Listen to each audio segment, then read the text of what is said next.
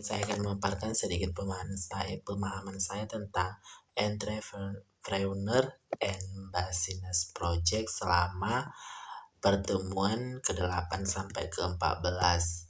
Yang pertama itu pengembangan ide bisnis. Yang saya ketahui dari pengembangan ide bisnis ini, pengembangan ide bisnis itu berasal dari suatu ide bisnis dan muncul setelah kita melihat keberhasilan bisnis orang lain dan timbul karena adanya sense of business. Yang kedua itu ada tahapan pengembangan ide bisnis. Tahapan pengembangan ide bisnis itu terdiri dari beberapa macam. Yang pertama itu, jika kita mengembangkan bisnis, tahap pertama kita harus tahu ide dan bisnis dari bisnis usaha kita. Kita harus memiliki maksudnya ide itu. Yang kedua, kita melakukan penyaringan ide-ide usaha, baik itu dari segi kelayakan usaha kita, dari segi formal maupun non-formal. Yang kemudian adanya perhitungan proyeksi laba dan rugi dan bisnis yang kita jalankan. Dan itu nanti bermuara pada perencanaan bisnis yang bersifat operasional. Setelah itu adanya pelaksanaan usaha dalam kegiatan implementasi rencana usaha yang mengarah pada sumber daya yang dibutuhkan seperti modal, material, dan tenaga kerja untuk menjalankan kegiatan usaha. Dan kita harus memikirkan teknik-tekniknya juga agar usaha kita berkembang, diantaranya dari perluasan skala usaha dengan cara menambah kapasitas mesin dan tenaga kerja. Yang kedua itu menambah jenis barang dan jasa. Dan yang ketiga menambah lokasi usaha di tempat lain. Serta harus memperhatikan juga beberapa aspek, yaitu dari segi produktivitas, modal dan tenaga kerja, biaya tetap dan variabel, dan biaya rata-rata, serta skala produksi yang menguntungkan. Berikutnya itu dengan mengembangkan jenis usaha baru dan jenis produk baru yang bervariasi. Dan kita lakukan dengan cara bekerja sama dengan perusahaan lain juga, membantu kita mengembangkan usaha kita itu dari negara lain. Dan ada penggabungan beberapa perusahaan yang gimana itu, maksudnya perusahaan dari luar negeri atau perusahaan yang udah terkenal dengan salah satu perusahaan yang bertujuan bisa mengatur perusahaan dan memiliki saham. Selanjutnya kita kerjasama dengan orang-orang yang bermodal yang bisa mendirikan perusahaan besar. Dan yang terakhir itu adanya kartel. Apa sih itu kartel? Kartel itu merupakan kesepakatan yang tertulis antara beberapa perusahaan yang sejenis yang bertujuan menekan perusahaan kita itu bisa meraih keuntungan. Yang poin ketiga, analisis peluang bisnis. Analisis peluang bisnis itu adalah usaha yang dapat dikerjakan atau yang dilaksanakan dan memberikan keuntungan dari hari ke hari. Kita harus menganalisis itu supaya kita bisa mendapat keuntungan. Dan seorang wirausaha harus berpikir positif, menerima gagasan baru, bertanya pada diri sendiri, dan mendengarkan saran orang lain, memiliki etos kerja tinggi, dan pandai berkomunikasi salah satunya.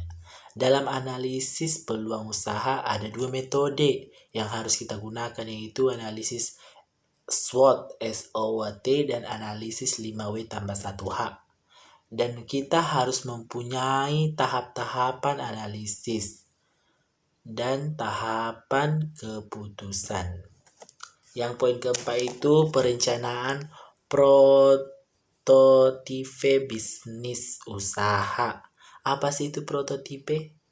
Prototipe itu dimaksud modal pertama dari produk yang kita gunakan untuk mentesting konsep atau gambaran dari ide kita, dan prototipe sudah banyak digunakan oleh industri-industri.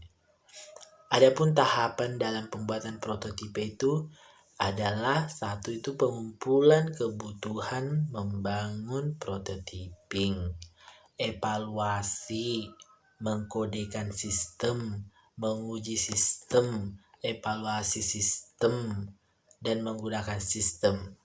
Adapun kelebihan dari perencanaan prototipe usaha bisnis ini, kita bisa menghemat waktu dalam pengembangan sistem. Penentuan kebutuhan kita lebih mudah diwujudkan. Kebutuhan dan keinginan pelanggan mudah disesuaikan.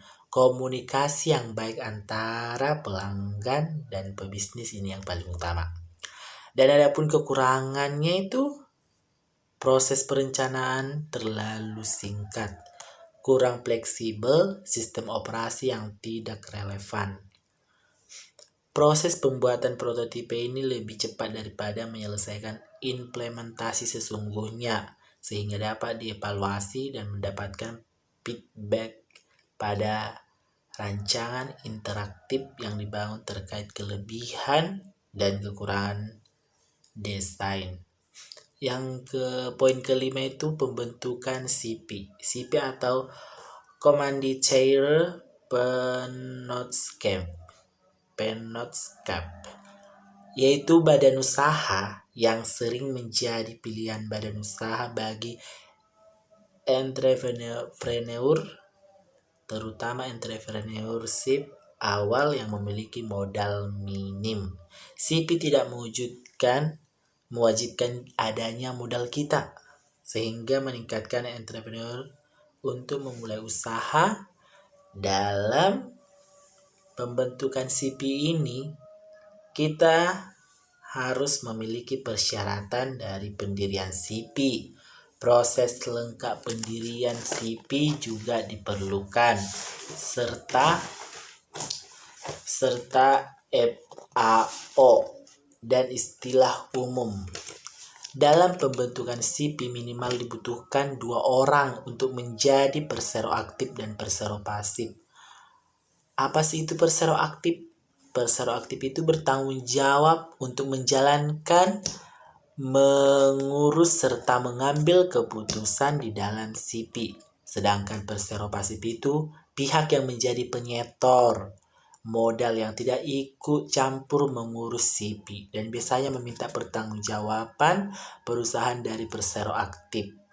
Dalam pembentukan CP, syarat dokumen yang dibutuhkan yaitu fotokopi atau scan KTP elektronik, fotokopi KK, fotokopi NPWP, persero aktif dan pasif, fotokopi surat kontrak atau sewa kantor, surat keterangan domisili, fotokopi PBB dan bukti bayarnya, fotokopi kartu tampak depan dan luar.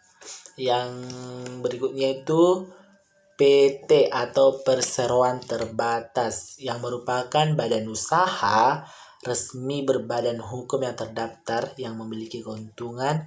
Jika kita mendaftarkan perusahaan kita menjadi sebuah PT, diantaranya bisa mendapatkan modal, mendapat perlindungan secara hukum. Badan usaha PT tidak mengharuskan pemilik modal memimpin perusahaan. Dan apapun dokumen yang dipersiapkan itu adalah fotokopi KTP juga, NPW, hampir sama dengan dengan apa tadi itu, dengan yang pertama tadi, dengan CP tadi lupa aku.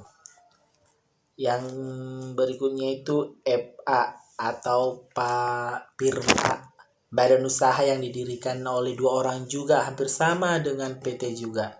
Dan syarat-syaratnya juga itu sama, proses pembentukannya itu jumlah minimalnya 2 orang juga, memiliki nama yang bakalan bisa dipakai, memiliki pengurus juga. Yang berikutnya itu adalah koperasi. badan usaha yang beranggotakan orang, seorang atau badan hukum koperasi dengan melandaskan kegiatannya berdasarkan prinsip koperasi sekaligus sebagai gerakan ekonomi rakyat yang berdasar atas asas kekeluargaan. Asas kekeluargaan ini penting sekali dalam berbisnis. Adapun isi dari anggaran dasar dalam akte pendirian koperasi itu daftar nama pendiri harus ada, nama dan tempat duduk koperasi, punya modal sendiri, tentukan nama koperasi, dibuat rencana usaha, ada calon pengusaha dan pengawas, penyampaian rencana ke dinas atau pusat. Kita lakukan juga rapat pendirian koperasi, verifikasi nama koperasi, pengajuan pengesahan akte, verifikasi dokumen permohonan. Dan yang poin terakhir itu branding bisnis.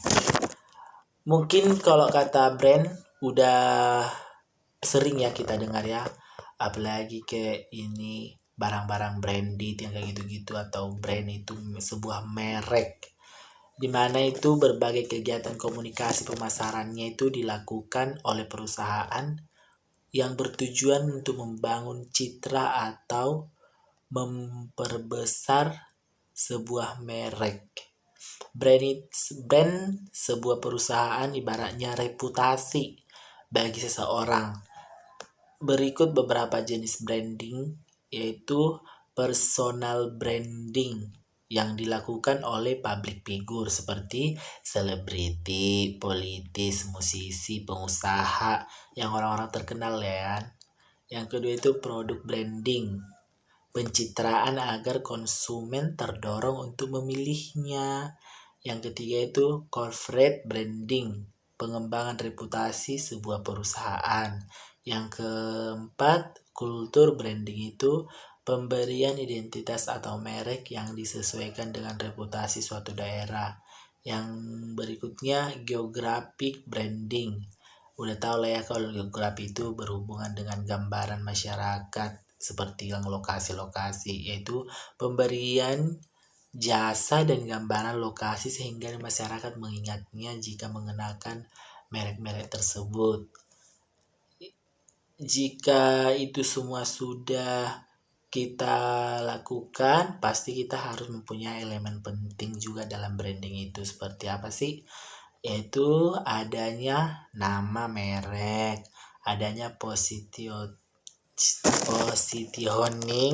statement, juru bicara, visual style, logo, slogan, dan website. Berikutlah yang bisa dapat saya jelaskan tentang EBP dan pemahaman saya selama pertemuan 8 sampai ke 14. Kurang lebihnya saya minta maaf. Terima kasih.